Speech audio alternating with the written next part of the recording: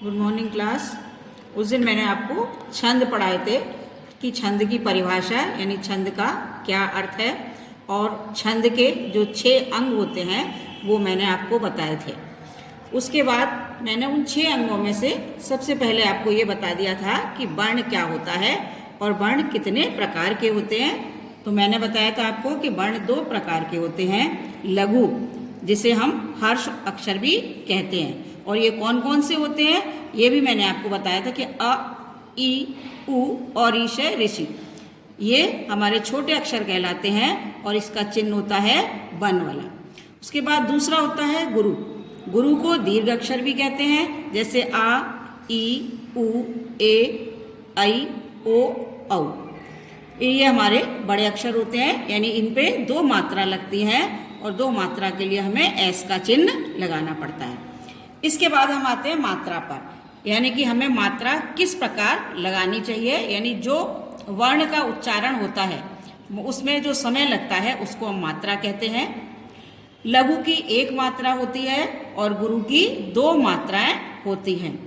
मात्रा लगाने के लिए हमें नियम की आवश्यकता होती है और इन 6 नियमों को जानने के बाद ही हम मात्रा को ठीक प्रकार से लगा सकते हैं।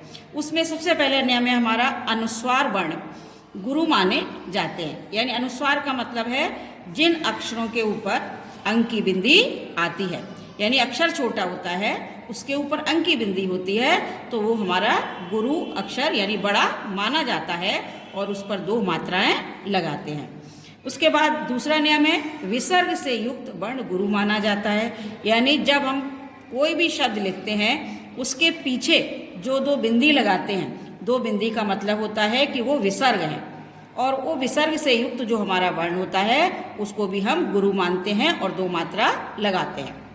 नंबर 3 आता है हमारा चंद्र बिंदु, यानी चंद्र बिंदु वाले जो वर्ण होते हैं वो लघु होते हैं, उस पर 1 मात्रा आती है। जैसे हम लिखते हैं चांद, तो चांद पे आता है चंद्र बिंदु, हंसना उस पे भी चंद्र बिंदु आती है। तो अंक की बिंदी पे ऊपर हमने बताया था 2 मात्राएं आती हैं और इस पे यानी कि चंद्र बिंदु पे 1 मात्रा आती है।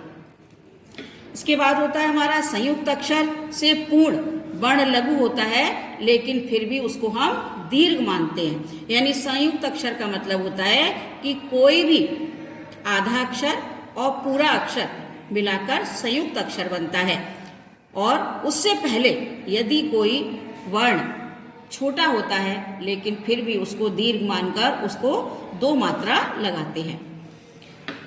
अगला नियम है हमारा कि कभी कभी चरण के अंत में चरण की पूर्ति के लिए लघु वर्ण विकल्प के अनुसार दीर्घ मान लिए जाते हैं, यानी कहने का तात्पर्य यह है कि कभी क्या होता है कि 1 मात्रा या तो अधिक हो जाती है या कम हो जाती है, उसके लिए हम चरण के अंत में यानी कि पूरी जो पंक्ति होती है उसके अंत में चरण को पूरा करने के लिए लघु मात्रा को दीर्घ मान लेते हैं और दीर्घ को लघु भी मान लेते हैं।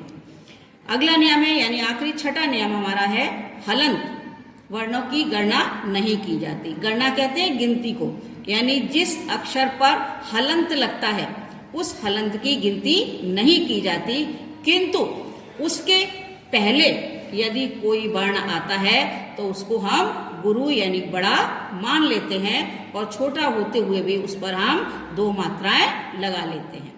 इसके बाद हमारा आता है सोरठा छंद, यानी सोरठा छंद अर्धमात्रिक सम होता है। इसमें 4 चरण होते हैं। इसके पहले और तीसरे में 11-11 मात्राएं होती हैं, दूसरे और चौथे में 13-13 मात्राएं होती हैं। ये दोहे का उल्टा होता है।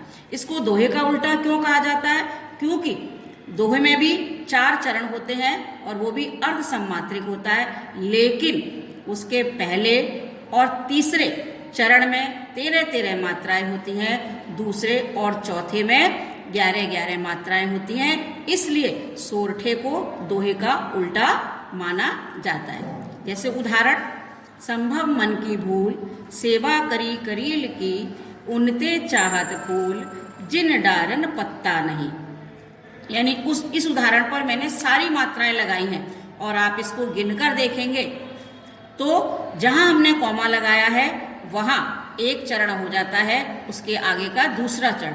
तो हमारे पहले चरण में 11 मात्रा होंगी और दूसरे चरण में 13 होंगी, उसके बाद तीसरे में फिर 11 मात्राएं होंगी और चौथे में फिर 13 मात्राएं होंगी। इस प्रकार हमने जाना कि हमारा ये छंद कौन सा है, सोरठा छंद है। ये आपकी समझ में आ गया होगा। अब इसके बाद मैं आपको रोला छंद बताती हूँ कि रोला छंद सममात्रिक छंद होता है। जैसे सोरठा अर्ध सम होता है, यानी अर्ध का मतलब आधा होता है, लेकिन यहाँ क्या है, सम। सम का मतलब है कि जितने चरण होते हैं उन चरण में बराबर बराबर यानी समान मात्राएं होती हैं, इसलिए उसको सममात्रिक छंद कहते हैं। इसमें 4 चरण होते हैं और प्रत्येक चरण में 24-24 मात्राएं होती हैं। अब इसका उदाहरण देखेंगे। जीती जाती हुई जिन्होंने भारत बाजी, निज बल से बल भेंट विधर्मी मुगल कुरारी, जिनके आगे ठहर सके जंगी न जहाजी, है ये वही प्रसिद्ध छत्रपति भूप शिवाजी। तो इस उदाहरण में भी मैंने सारी मात्राएं लगाकर देखी हैं और लगाई हैं। आप भी अपने आप लगाएंगे तो आपको समझ में आ जाएगी। पूरी चरण यानी लाइन या पंक्ति जिसको बोलते हैं हम, आप गिनेंगे तो पूरी 24 मात्राएं होंगी और हर एक लाइन में, हर एक चरण में 24 मात्राएं हैं, इसलिए यहाँ ये रोला छंद है। धन्यवाद।